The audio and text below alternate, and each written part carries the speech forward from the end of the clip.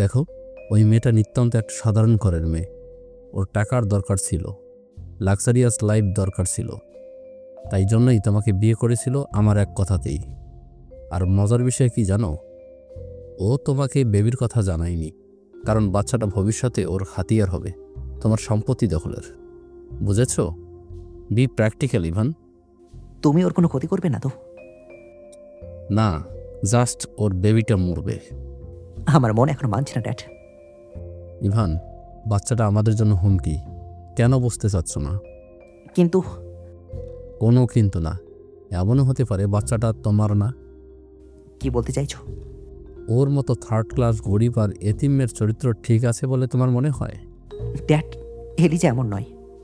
তুমি কি চাও ইভান? ও তোমাকে ডিভোর্স দিয়ে সাথে সাথে অন্য একজনকে পেয়ে গেল? বিষয়টা নিয়ে কি ভাবছো? ইভানের কথা শেষ হওয়ার আগেই রিচার্ড আবারও বলল, she is a prostitute Evan. Wake up to reality. আমার কি করা উচিত dad? You trust Eliza or your dad? I trust you. তাহলে চুপ করে থাকো। এলিজার কিচ্ছু হবে না, জাস্ট ওর বাচ্চাটাকে শেষ করে দেব। আর আমি অলরেডি তোমার বলা ঠিকানায় লোক পাঠিয়েছি। ওরা প্রথমে শিওর হয়ে নেবে ওইটা এলিজা কি না। ঠিক আছে। লাইন বিচ্ছিন্ন করে ইভান। আর ইভানের সাথে কথা বলার পরপরই রিচার্ড আবার কাউকে কল করতেই অপর পাশ থেকে মদ্যপ গলায় কেউ বলল, কি হয়েছে মিস্টার লিয়াম? কাজ হয়ে গেছে তো? এত রাতে কল দিচ্ছেন কেন মিস্টার লিয়াম? কিছু হয়েছে? কাজ ঠিকঠাক হয়েছে তো? ওই এলিজাবেথ মেয়েটাকে সরিয়ে দিয়েছিস না? টেনশন ফ্রি থাকুন মিস্টার লিয়াম, আমি কখনোই কাঁচা কাজ করি না। নিজের বাবার সাথে কথা বলার পরেও শান্ত হতে পারে না ইভান। কি করে ফেলেছে সে? নিজের রাগ সংবরণ করতে না পেরে সে মেরে ফেললো না তো তাকে? এলিজা তো অন্তঃসত্ত্বা, ইভানের অংশ ধারণ করেছিল সে। নিজের ইগোকে জেতানোর পূর্ণ লালসায় নিজের সন্তানকে খুন করলো সে। এলিজার সাথে সাথে কি নিজের সন্তানকেও খুন করে ফেললো ইভান? নিজের বাবার উপর বিশ্বাস নেই তার। বাচ্চাটার সাথে সাথে যদি এলিজাকেও মেরে ফেলে, নিজের প্ল্যান করে বাচ্চাটাকে না মারলেও সে জানে তার বাবা কি করতে যাচ্ছে। তার মানে সেও তো সমান অপরাধী। অপরাধবোধে জর্জরিত হতে শুরু করলো ইভান। রাতের প্রহর গুণে কিছু সময় স্থির থেকে হঠাৎ করেই বিকৃত হাসল ইভান। আর চোখে কারো গতিবিধি পর্যবেক্ষণ করেই চলেছে র্যাচেল। তার চোখে মুখে কিছুটা বিরক্তির ছাপ ফুটে উঠেছে। ইভানের ব্যবহার বরাবরই র্যাচেলের কাছে অদ্ভুত লাগে। উঠে বসে ইভানের কাঁধে হাত রাখতেই কিছুটা ছিটকে গিয়ে দাঁড়ায় ইভান। ভয়ার্ত চোখে র্যাচেলের দিকে তাকায় সে। ভীত গলায় বলে ওঠে। বিস্মিত হয়ে র্যাচেল তাকায় ইভানের দিকে। আবেগী ভঙ্গিতে ইভানকে বলে, আমি রেচেল, তোমার রেচেল ইভান। ইভান কিছুটা শান্ত হয়ে র্যাচেলের সামনে গিয়ে হাঁটু মুড়ে বসে। র্যাচেল তখনও হাঁটু ভাঁজ করে খাটের উপর বসে আছে। ইভানকে বসতে দেখে হাত বাড়িয়ে ইভানের মসৃণ গালে হাত রাখে র্যাচেল। চিন্তিত হয়ে প্রশ্ন করে, কি হয়েছে Evan? Are you all right? এমন বিচলিত দেখাচ্ছে কেন তোমাকে? শরীর খারাপ লাগছে? ইভান র্যাচেলকে আশ্বাস দিল সে ঠিক আছে। নিজের গাল থেকে র্যাচেলের হাত সরিয়ে নিজের মুঠোয় পুরে নিল সে। সাথে সাথেই নিজের কোমলোষ্ঠের শীতল ছোঁয়া দিল র্যাচেলের হাতের উল্টো পিঠে। উঠে দাঁড়িয়ে র্যাচেলের পাশে বসে পড়ল ইভান। র্যাচেলের কাঁধে মাথা রেখে ঠান্ডা গলায় বলল, আমি অনেক টায়ার্ড, এতটাই টায়ার্ড যে মনে হচ্ছে কোথায় যেন তলিয়ে যাচ্ছি। কিছু একটা আমাকে ক্রাশ করছে, ভয়ঙ্কর আত্মগ্লানি। কথাটা শেষ না করেই থেমে গেল ইভান। ইভানের হঠাৎ চুপ করে যাওয়াটা কিছুটা সন্দেহজনক লাগলো র্যাচেলের কাছে। সে উৎসুক হয়ে জানতে চাইল, আত্মগ্লানি? কিসের আত্মগ্লানি? কি বলছো এসব ইভান? ইভান কেবল নাবোধক মাথা নাড়ে, কোনরূপ উত্তর করে না। ইভানকে উত্তর করতে না দেখে আবারও বিচলিত কণ্ঠে জিজ্ঞাসু দৃষ্টি নিক্ষেপ করে বলল, স্পিক আপ ইভান, কি হয়েছে বলো আমাকে। Maybe I can help you. Evan তার প্রশ্নের উত্তর না করে বিড়বিড় করে বলল, it's all Eliza's fault. It's her fault that the baby will be dead. ওর জন্যই সব হয়ে গেছে, সব দোষ এলিজার। র্যাচেল ইভানকে বিড়বিড় করতে দেখে কিছুটা রাগ নিয়ে বিছানায় গা এলিয়ে দিল। কিছু সময় ইভানের উন্মুক্ত পৃষ্ঠদেশে নজরবন্দি করে উল্টো পাশ ফিরে ঘুমিয়ে গেল। সে জানে ইভান তাকে কিছু বলবে না। জোর করলে ইভানের পাশবিক রূপ বেরিয়ে আসবে। পিছন ফিরে র্যাচেলকে শুয়ে পড়তে দেখে স্মিত হাসে ইভান। এই মেয়েটার জায়গায় এলিজা থাকলে তাকে পাগল করে ফেলতো বাকি কথা শোনার জন্য। এমনকি ইভান যদি গায়ে হাত তুলতো তাও বেহায়ার ন্যায় ইভানের পায়ের কাছে বসে চোখের পানি ফেলতো। তাও পাশ ফিরে শুয়ে পড়তো না র্যাচেলের মতো। ইভান উঠে বারান্দায় গিয়ে দাঁড়ায়। হাতে জল জল করছে একটা সিগারেট। তারাভরা আকাশের পানে চেয়ে বিষাক্ত ধোঁয়া উড়াতে থাকে সে। হঠাৎ নিজের কাছে নালিশ করে বলে, পৃথিবী কত বৈচিত্র্যময়। যে আমাকে কদর করতো তার কদর আমি কখনোই করলাম না। আর আমি যার কদর করলাম। কথা শেষ না করে ইভান ঘুমন্ত রেচালের দিকে তাকায়। পরক্ষণে আবার তাচ্ছিল্য হেসে আকাশের পানে তাকিয়ে সিগারেটের অবশিষ্ট অংশ টেনে নেয়। বিষ ভর্তি ফুসফুসটাকে আরো বিষাক্ত করে তোলে। এই জীবনটাই কি সে চেয়েছিল? ভাবতে থাকে ইভান। আর ভাবনার মাঝে এক হাস্যোজ্জ্বল রমণীর অবয়ব ফুটে ওঠে আকাশের পানে। সমস্ত গাত্র কম্পিত হয় ইভানের। অস্ফুট স্বরে বলে ওঠে, মম। আকাশের পানে নিজের মায়ের অবয়ব দেখে চমকে ওঠে ইভান। অস্পষ্ট স্বরে মাকে ডেকে দেয়ালে পিঠ ঠেকিয়ে বসে পড়ে সে। হাতে থাকা সিগারেট নিজেকে জ্বালিয়ে কর্পূরের ন্যায় হারিয়ে গেছে অনেকক্ষণ হলো। নিজের দুহাত সামনে তুলে তা কিছুক্ষণ নজরবন্দি করলো ইভান। কিছু সময় বাদে নিজের কাছে আওড়ালো, আমি কি হ্যালোসিনেট করছি? প্রথমে এলিজা আর এখন মম। কি হচ্ছে আমার সাথে? কিছু সময় নিজের সাথে কথা বলার পর নিজের মায়ের নাম্বারে কয়েকবার ডায়াল করলো সে, কিন্তু অপর পাশ থেকে কেউ ফোন তুলল না। ইভান মনে মনে ভাবলো, যেহেতু এখন মধ্যরাত, হয়তো তার মা ঘুমোচ্ছে। রাত পেরিয়ে ভোর হতে চলেছে। ইভান বারান্দা থেকে উঠে নিজের রুমে গেল। রেচালের পায়ের কাছে বসে আলতো হাতে তার উন্মুক্ত পায়ে স্পর্শ করলো ইভান। নরম স্বরে তার উদ্দেশ্যে বলল, রিচি। কোনো প্রত্যুত্তর না পায় আশাহত হলো সে। আবার উঠে দাঁড়ালো সে। আলতো হেসে বলল, এক কাপ কফি হলে মন্দ হয় না। রান্নাঘরে গিয়ে ইভান আবারও কিছুটা হতাশ হয়। রান্নাঘরটা ব্যবহার হয় না অনেকদিন। ময়লার আস্তরণ পড়ে আছে কিছু কিছু জায়গায়। কয়েক মাস আগে এই ফ্ল্যাটটাতে প্রাণ ছিল। বাড়ি ফিরলেই কোনো না কোনো কুইজিন কিংবা ডেজার্ট আইটেমের গন্ধে চারিপাশ ভরে থাকতো। কিন্তু এখন সকাল থেকে রাত সবসময় বাইরে থেকে খাবার এনে খেতে হয়। তার মনে হয় যেন এক মৃত্যুপুরীতে রূপ নিয়েছে তার ফ্ল্যাটটা। দীর্ঘশ্বাস ফেলে নিজ হাতে সন্তর্পণে সবকিছু পরিষ্কার করলো সে। অতঃপর এক কাপ কফি বানালো সে। কিছু একটা ভেবে গরম ধোয়া ওঠা কফির কাপ হাতে আবারও বেডরুমে ফিরে গেল সে। ঘুমন্ত রেচালকে দেখে মুচকি হাসে ইভান। কত সুন্দর মুখশ্রীর মেয়েটার। দুর্বল কায়ার আদলে জড়িয়ে শুয়ে আছে নির্দ্বিধায়। কত শান্তি তার মনে। হঠাৎ ইভান বিড়বিড় করে বলে, ইস, কত সুখ তাই না রিচি? আচ্ছা, আমার জন্য তোমার মায়া হয় না কেন? আমাকে কি একটু ভালোবাসা যায় না? কেউ আমাকে ভালোবাসলো না। বাবা যায় না, তুমি না মম না টেহাটা না এলিজা। মম আমাকে কেন তার সঙ্গে নিয়ে জানি জানো? কারণ সে আমাকে ভালোবাসে না। ড্যাডও আমার থেকে তার বিজনেস, প্রফিট, টাকা, সম্পদকে ভালোবাসে। তুমিও নিজের কেরিয়ারকে আমার থেকে বেশি ভালোবাসলে। আর এলিজা, ও আমাকে কেন ভালোবাসলো না বলো তো? সব তোমার দোষ রিচি। হ্যাঁ, তোমার। তুমি না পালালে আমি এলিজার প্রেমে পড়তাম না। আচ্ছা, আমি কি সত্যি কারো ভালোবাসা ডিজার্ভ করি না? কথাগুলো এক নিঃশ্বাসে বলে কিছু সময় চুপ করে রইল সে। তারপর হঠাৎ করে গরম কফির মগটা ছুঁড়ে ফেললো ঘুমন্ত রেচালের উপর। দরফরে ওঠে রেচাল। তার আত্মচিৎকার ইভানের মুখে বাঁকা হাসি ফুটে ওঠে। তারপর হঠাৎ করে আবারও ব্যস্ত হয়ে পড়ে রেচালকে সাহায্য করার নিখুঁত অভিনয়। সরি রিচি, আমার পাটা কর্নার টেবিলের সঙ্গে লেগে কফিটা তোমার উপর পড়ে গেছে। চলো হাসপাতালে নিয়ে যাই। রেচাল কিছুটা দূরছাই করে বলল, তার কোনো দরকার নেই। তুমি আমার থেকে দূরে থাকো। আমার কোল সামার নিতে হবে আগে, তারপর হাসপাতালে যাওয়া যাবে। সরো সামনে থেকে। রেচাল পাশ কাটিয়ে চলে যায় বাথরুমে। আপাতত সে ইভানের ধারে কাছে থাকতে চাইছে না। তার ষষ্ঠ ইন্দ্রিয় জানান দিচ্ছে এটা ইভানের স্বইচ্ছায় করা কাজ। ইভানও ক্রুর হয়ে সে বারান্দায় যায়। বাবার নাম্বারে কল দিয়ে জিজ্ঞাসা করে, dad, did you kill the baby? Richard কিছু একটা ভেবে ইতস্তত করে বলে, ইভান, এলিজাও মারা যাবে হয়তো। ভুলবশত ওর মাথায় আঘাত করেছে ওরা। অনেক ব্লাড লস হয়েছে। ইভান কিছু না বলেই কল কেটে দেয়। সে জানতো রিচার্ড এলিজাকে মেরে ফেলবে। সে জানে এলিজাকে ভুলে নেয়। ইচ্ছাকৃতই মেরেছে রিচার্ড। তাচ্ছিল্য হেসে মাথা নাড়ে সে। মানুষ কত সুন্দর নাটক করে। বেডরুম থেকে বেরিয়ে এসে ধীরে ধীরে হেঁটে যায় অন্ধকার করিডোরটার দিকে। সেই দিকটায় একটা রুম আছে। অন্ধকারাচ্ছন্ন ছোট্ট ঘরে প্রবেশ করলো সে। ঘরটা ইভানের একান্ত ব্যক্তিগত একটা কক্ষ। এই রুমটি তার জীবনের সকল অর্জনের প্রতীকী ধারণ করে রেখেছে। Trophy, award, certificate, gift, medal থেকে শুরু করে আরও অনেক কিছু জায়গা পেয়েছে এই টিমটিমে আলোর সুসজ্জিত কক্ষে। ইভান তাচ্ছিল্য হেসে বলে ওঠে, সব ট্রফি আছে, শুধু একটা ট্রফিকেই হয়তো নিজ হাতে গলা চেপে মেরে ফেললাম। ড্যাড তোমাকে ছাড়বে না, এটা আমি জানতাম। কিছুক্ষণ সময় নিয়ে এসে কিছু একটা ভেবে হঠাৎ বলে ওঠে, উফ এলিজা, আমি যদি তোমার বডিটা প্রিজার্ভ করে রাখতে পারতাম। এখন কি লোক পাঠালে তোমার বডিটা পাবো? সত্যি বলছি, এবার তোমার বডিটাকে সুন্দর করে নিজের কাছে রেখে দেবো। সুযোগ পেলেই আদরে ভরিয়ে দেবো তোমাকে। এবার আমাকে তুমি ছেড়েও যেতে পারবে না। কেন জানো? কারণ আমি তোমাকে মেরে ফেলেছি। বিকৃত হাসে ইভান। তার ভেতরের সত্তাটাই এমন, দুমুখ। নিজের ফোন বের করে কাউকে কল করলো ইভান। দুবার বাজতেই লোকটা ফোন ধরে। কুশলাদি বিনিময় করার পর ইভান বলে ওঠে, তোরা তো ডেড বডি স্মাগলিং করিস, আমাকে একটা বডি পাজা করে দিতে পারবি? অপর পাশের ব্যক্তির মুখে ফুটে উঠল এক নোংরা হাসি। সে মুহূর্তেই উত্তর দিল, পারবো না কেন, অবশ্যই পারবো। খুব ভালো, আমি সেমেট্রির ঠিকানা দিয়ে দেবো।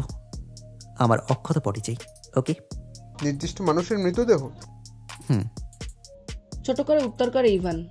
তাহলে কিন্তু টাকার পরিমাণ বাড়বে। সমস্যা নেই। লোকেশন? ভ্যানকুভার। কি, কানাডা? হ্যাঁ, কোনো সমস্যা? মিস্টার লিয়াম, কাজটা রিস্কি হয়ে যাবে কিন্তু। পারবি বলছিস? পারবো, কিন্তু ড্রাইভ করে যেতে 8 থেকে 10 ঘন্টার বেশি সময় লাগবে। টাকার লেনদেন নিয়ে এখনই ডিল করা হয়ে গেলে ভালো হতো না? যত টাকা লাগে আমি দেবো, তোরা জাস্ট কপটা আমাকে এনে দে। ঠিক আছে, 30% অ্যাডভান্স করে দিন। কথা শেষ করে ইভান টাকা ট্রান্সফার করে। অতঃপর কাউকে টেক্সটে আদেশ করলো, মেয়েটাকে যে হসপিটালে নিয়ে গেছে সেখানে নজর রাখ। কোন সেমেট্রিতে নিয়ে গেছে জানতে হবে। কথা শেষ করে ঘুমোতে গেল ইভান। আজ তার কোনো শ্যুট নেই, আজ সে সারাদিন ঘুমাবে। দুপুর থেকে কয়েকজন অজ্ঞাত ব্যক্তির ঘোরাঘুরি লক্ষ্য করা যাচ্ছে হাসপাতালের চারিদিকে। দুটো লোক হাসপাতালের এক্সিটের সামনে একটা কফি শপে দুপুর থেকেই বসে আছে, আর কিছুক্ষণ পরপর খেয়াল করছে নীল রঙের রেঞ্জ রোভার গাড়িটি বের হচ্ছে কিনা।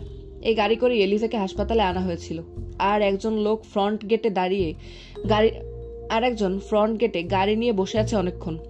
কয়েকজন লোক হাসপাতালের ভেতরে ছড়িয়ে ছিটিয়ে আছে। ইভানের কথা অনুযায়ী কাজ চালিয়ে যাচ্ছে লোকগুলো। এই সবকিছু কেউ একজন সন্তর্পণে খেয়াল করেছে প্রথম থেকেই। সে জানতো এমন কিছু হবে। অ্যাশার এলিজাকে ডিসচার্জ করে কেবিনে এসেছে অনেকক্ষণ হয়েছে। ব্যালকনিতে কফির মগ হাতে দাঁড়িয়ে ফ্রন্ট গেটের দিকে তাকিয়ে আছে সে। তার মুখে ফুটে উঠেছে এক বিকৃত হাসি। সে জানতো এলিজার মৃত্যু কনফার্ম করার জন্য কেউ না কেউ আসবেই। তাই সে এলিজার নাম ডিসক্লোজ না করে কেবল মিসেস মিলার ব্যবহার করে অ্যাডমিট করিয়েছে। নিজের উপস্থিত বুদ্ধির তারিফ করে সে। বারান্দা থেকে কেবিনে এসে বসলো অ্যাশার। সকলে এলিজার ভিআইপি কেবিনে বসে আছে। এলিজার বাচ্চাটা মারা গেলেও সৌভাগ্যক্রমে তাকে বাঁচানো সম্ভব হয়েছে। কয়েকবার পালস ড্রপ করলেও অবশেষে সে মৃত্যুকে হারিয়ে বেঁচে ফিরেছে। মূলত সেদিন লোক দুটো চলে যাওয়ার কয়েক মিনিট পরেই লুসিনা আর অ্যাড্রিয়ান ফিরে আসে।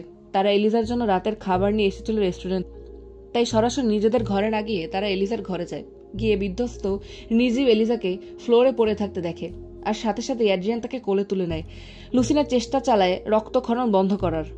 লুসিনার অ্যাড্রিয়ানের বিচক্ষণতায় এলিজা এই যাত্রায় বেঁচে গেছে। লুসিনা একজন স্টুডেন্ট, ডার্মাটোলজি নিয়ে 4র্থ বর্ষে পড়াশোনা করছে, আর অ্যাড্রিয়ান একজন নিউরোলজিস্ট। দুজনের পরিচয় হয় হসপিটালে একটা সেমিনারে। সেখান থেকে দুজনের মধ্যে সম্পর্ক গড়ে ওঠে। অ্যাশার এসে এলিজার পায়ের কাছে রাখা টুলের উপর বসে পড়ল। লুসিনা তার কাঁধে হাত রেখে বলল, চিন্তা করছো? তেমন কিছু না, দারুণটাকে ধরতে পেরেছে আমার লোকেরা। ওকে টাকা দিয়েছিল গেট খুলে দেওয়ার জন্য, ওইটুকু জানি। বাকি ইন্টেল পরে জানা যাবে। ঠিক আছো? লুসিনার সাথে কথা শেষ করে কিয়ৎ সময় চুপ থেকে হঠাৎ সে বলে ওঠে, একটা ডেড বডি লাগবে। মানে? চমকে ওঠে লুসিনা। মানে যারা এলিজাকে মারতে চেয়েছে তারা অবশ্যই ওর শেষকৃত্য দেখতে চাইবে। কনফার্ম হতে? অ্যাড্রিয়ান ছোট করে প্রশ্ন করে অ্যাশারকে। অ্যাড্রিয়ানের প্রশ্ন শুনে মাথা নাড়িয়ে উত্তর করে সে। অ্যাশারের হ্যাসূচক প্রতিক্রিয়ায় কিছুটা বিচলিত হয় অ্যাড্রিয়ান। তার মনেও কিছুটা ভীতি কাজ করছে লুসিনাকে নিয়ে। না জানি লুসিনাকে এমন কিছু শিকার হতে হয়। অ্যাড্রিয়ানের মুখভঙ্গি দেখে অ্যারন বলে ওঠে, অ্যাশ ওয়াজ রাইট, আসলেই তোদের দিকের জায়গাটা সেফ না। কথার মোড় অন্যদিকে ঘুরে যাওয়ার পূর্বেই অ্যাশার ক্ষিপ্ত কণ্ঠে বলে ওঠে, আমার একটা নারীর মৃতদেহ লাগবে। আপনি ব্যবস্থা করতে পারবেন ডক্টর আলবার্ট? শিওর হয়ে বলা সম্ভব নয়, it's risky. Brian, use hour source. Okay sir. Brian তৎক্ষণাৎ কেবিন থেকে বেরিয়ে যায়। অ্যাড্রিয়ান কিছুটা সন্দেহ নিয়ে অ্যাশারের পানে চেয়ে থাকে। শুভ্র রঙের শার্ট আর কালো রঙের প্যান্টের আদলে লোকটিকে দেখে নিতান্তই নাদান মনে হতে পারে। তবে এই নাদান চেহারার পেছনে যে তার আধার রাজত্ব সন্তর্পণে লুকিয়ে রেখেছে, তার ছাই রঙের চোখগুলো কত অশ্রুর সাক্ষী হয়েছে, তাই সুন্দর মুখশ্রীর পেছনে লুকিয়ে থাকা বিষাক্ত মস্তিষ্ক জানে। অ্যাড্রিয়ান তার নিজের ভাবনায় অবাক হয়। নিউরোলজি পড়তে পড়তে সেও কি আতপাগল হয়ে যাচ্ছে? অ্যাশার একজন প্রোগ্রামার এবং পারিবারিক অবস্থাও বেশ ভালো। হয়তো টাকার বিনিময়ে লাশ কিনতে তার কোনো সমস্যা হবে না। নিজেকে কিছুটা ধিক্কার জানায় অ্যাড্রিয়ান। কী সব বাজে চিন্তা ভাবনা তার। কেটে যায় কিছু সময়। সকলেই বসে অপেক্ষার প্রহর গুনছে। লুসিন এলিজার মাথার কাছে বসে তার গায়ের বিষাক্ত দাগগুলো পর্যবেক্ষণ করছে। তার প্রফেসরের কাছ থেকে ভালো মানের অয়েন্টমেন্ট নিয়ে আসবে সে। এলিজার সুন্দর অবয়বে এই দাগগুলো বড্ড বেমানান। অ্যাড্রিয়ান কোথায় কেউ জানে না, হয়তো ডেড বডির ব্যবস্থা করতে গেছে। ব্রিয়ানও নেই, সেই যে বের হয়েছে এখনো ফেরেনি। রুমে কেবল শয়নরত এলিজা, লুসিনা, অ্যারন আর অ্যাশার আছে। অ্যারন বসে কারোর সাথে চ্যাটিং করছিল। হঠাৎ সে অ্যাশারকে প্রশ্ন করলো, অ্যাশ, সবাই তোকে কেন সিসের হাজবেন্ড বলছে? Eliza was pregnant, so. ও বুঝেছি, জাস্ট ঝামেলা এড়াতে তুই সিসের হাজবেন্ডের পরিচয় দিয়েছিস, তাই তো? কথা শেষ হওয়ার আগেই অ্যাড্রিয়ান দরজা ঠেলে কেবিনে প্রবেশ করে। তার মুখ দেখে অ্যাশার বুঝে নিল ডেড বডি পাওয়া যায়নি। সে অ্যাড্রিয়ানকে আশ্বস্ত করে বলল, ডক্টর আলবার্ট, ইটস ওকে, কোনো সমস্যা নেই। আমার সোর্স থেকে কোনো না কোনোভাবে পাওয়া যাবে। টাকা ফেললে এমনিতেই কাজ হয়। জানেনি তো, ভয়ঙ্কর এক দুনিয়ায় উপরওয়ালা পাঠিয়েছে। দীর্ঘশ্বাস ফেলে অ্যাড্রিয়ান। গাড়ি এসে পৌঁছাতে বিকেল গড়িয়ে সন্ধ্যা হয়েছে, আর তার সাথে ডেড বডিরও ব্যবস্থা হয়েছে প্রায় ঘন্টাখানেক আগে। মেয়েটিও প্রেগনেন্ট অবস্থায় মারা গিয়েছে। হয়তো কারোর আক্রোশ ছিল মেয়েটার উপর। সমুদ্রের পাশের পাহাড়ে পাওয়া গিয়েছিল মেয়েটার লাশ। পরপর একই রকম দেখতে দুটো কালো গাড়ি ঢুকলো হাসপাতালের ভিআইপি পার্কিং লটে। সেখান থেকে একটা গাড়ি বহন করছিল অ্যাশারের কাঙ্ক্ষিত মেয়েটির লাশ। বেসমেন্টের গাড়ি অদল বদল করা হলো। লাশ নামিয়ে রাখা হলো লাশবাহী ফ্রিজিং গাড়িতে। প্ল্যান অনুযায়ী অ্যাশার আর ব্রিয়ান এলিজাকে নিয়ে উঠে পড়ল কালো রঙের প্রথম গাড়িটিতে। অ্যারন উঠে পড়ল লাশ নিয়ে আসা গাড়িটিতে। তার কাজ এখন গাড়িটা পুরোপুরি পরিষ্কার করে ফেলা। এদিকে অ্যাড্রিয়ান আর লুসিনা নিজেদের গাড়িতে উঠে বসলো। সবগুলো গাড়ি একসাথে বেরিয়ে পড়লেও কিছুটা দূরে যেতেই চৌরাস্তার মোড়ে আলাদা হয়ে গেল। লোকগুলো তাদের পিছু নিয়েছিল ঠিকই, কিন্তু বুঝতে পারলো না এলিজাকে কিভাবে নিয়ে যাওয়া হচ্ছে। চার রাস্তায় চারটা গাড়ি মোড় নিয়েছে। লাশবাহী গাড়িটা যাচ্ছে সেন্ট্রাল সিমেট্রির উদ্দেশ্যে। নীল রঙা গাড়িটার গন্তব্য সাউথ ভ্যানকুভার। কালো গাড়ির একটি যাচ্ছে ডাউনটাউন ইস্ট সাইডের দিকে, আর অন্যটি যাচ্ছে কিটসিলানোর উদ্দেশ্যে। অগত্যা লোকগুলো সিদ্ধান্ত নিল তারা একটা গাড়ি নিয়ে লাশবাহী গাড়িটার উপর নজরদারি করবে, আর আরেক দল লুসিনা আর অ্যাড্রিয়ানের গাড়িটি ফলো করবে। নির্জন রাস্তার নিস্তব্ধতা ভেদ করে ছুটে চলেছে একটি কালো রঙের ফোর্ড F-150। গাড়ির ইঞ্জিনের গভীর গর্জন যেন নীরবতার মাঝেও একমাত্র শব্দ হয়ে প্রতিধ্বনিত হচ্ছে। ড্রাইভিং সিটে বসে আছেন এক ফর্মাল পোশাক পরিহিত পুরুষ, যার বেষ্টনী কালো ব্লেজারে আবৃত। তার চেহারায় ছিল এক ধরনের কঠোর মনোযোগ, যেন প্রতিটি মুহূর্তে তার চোখ রাস্তার প্রতিটি বাঁকে আটসাটভাবে স্থির। দক্ষ হাতে গাড়ি চালিয়ে যাচ্ছে সে, নিশ্চিত করছে এই যাত্রায় কোনো বিপদ যেন তাদের পথ রোধ করতে না পারে। গাড়ির পেছনের সিটে বসে আছে অ্যাশার। সে তার দুই হাতে গভীর যত্নে জড়িয়ে রেখেছে এক নারীর ছোট্ট ও কোমল দেহ, যার মুখে শান্তির এক আভা ছড়িয়ে রয়েছে, যেন সে কোনো গভীর স্বপ্নে নিমগ্ন।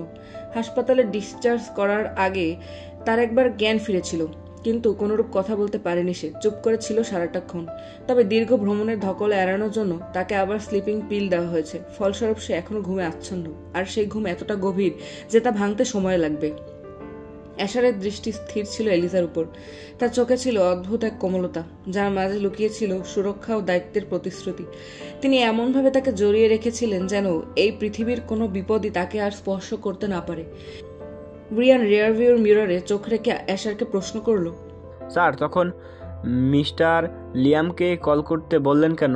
অ্যাশার ব্রিয়ানের প্রশ্নের উত্তর না দিয়ে উল্টো আয়নাতে নিজের চাহনি প্রগাঢ় করে গম্ভীর গলায় বলল, move your eyes Brian, don't look, all I can look at her. তৎক্ষণাৎ চোখ সরিয়ে ইতস্তত হয়ে ব্রিয়ান প্রত্যুত্তর করল, sorry sir. Good thing you understood. আজকের পর থেকে এলিজাবেথের দিকে তোমরা সরাসরি কেউ তাকাবে না। ঘুমন্ত অবস্থাতে তো নাই। I will keep that in mind, promise. শক্ত গলায় জবাব দেয় ব্রিয়ান। ইভানকে কল করেছ? জি, আপনার কথা অনুযায়ী সব বলেছি। কি বলেছ? বলেছি আপনি এশিয়া ট্যুরে আছেন এখন। নেক্সট উইকে লস অ্যাঞ্জেলে ফিরে ওনার সাথে দেখা করবেন। গুড। তোমাকে এই জন্য এত পছন্দ করে ব্রিয়ান। সব কাজ একদম নিখুঁতভাবে করো। আই লাভ ইট। অ্যাশার মুখে ফুটে উঠল ক্রূর হাসি। নির্জন রাস্তায় প্রচন্ড গতিতে ছুটে চলেছে একটি কালো গাড়ি, শহরের নির্জন প্রান্ত থেকে আরো দূরে। গাড়িটি যেন তার চালকের মনের অস্থিরতাকেই প্রকাশ করছে। হেডলাইটের আলোতে অন্ধকার কেটে গেলেও ইভানের ভেতরের অন্ধকার কোনোভাবেই কাটছে না। স্টিয়ারিং চেপে ধরা তার হাতের মুষ্টি শক্ত, তার গতি যেন বেপরোয়া। তার মানসিক অবস্থাও এর চেয়ে ভালো কিছু নয়। ইভান ভাবতে থাকে অ্যাশার এশিয়া ট্যুরে গেছে, তার গার্লফ্রেন্ডও নিশ্চয়ই সেখানে। কয়েকদিন আগেই অ্যাশারের সঙ্গে কথা বলে এটা নিশ্চিত হয়েছে। তাহলে এলিজা কানাডায় কি করছে? ইভানের মনে সন্দেহ দানা বাঁধছে। এলিজার সঙ্গে যা করেছে সেটা কি ভুল ছিল? কোনো দোষ না করেই মেয়েটিকে মেরে ফেললো সে। এই প্রশ্নগুলো ইভানের মনের গভীরে বারবার আঘাত হানছে। গাড়ি চালাতে চালাতে তার মনের ভেতরে যেন একটা যুদ্ধ চলছে। সমস্ত চিন্তায় ডুবে গিয়ে গাড়ির গতি আরও বাড়িয়ে দেয় সে। শহরের বাতি পেছনে ফেলে তার গাড়ি অন্ধকারের দিকে আরও গভীরতর হচ্ছে। লিয়াম রেসিডেন্সে এসে গাড়ি থামিয়ে ইভান প্রবল ক্রোধে বাড়ির ভেতরে ঢুকে পড়ল। দরজা ধাক্কা দিয়ে খুলে সে উচ্চস্বরে চিৎকার করে বলে উঠল, মিস্টার লিয়াম, কোথায় আপনি?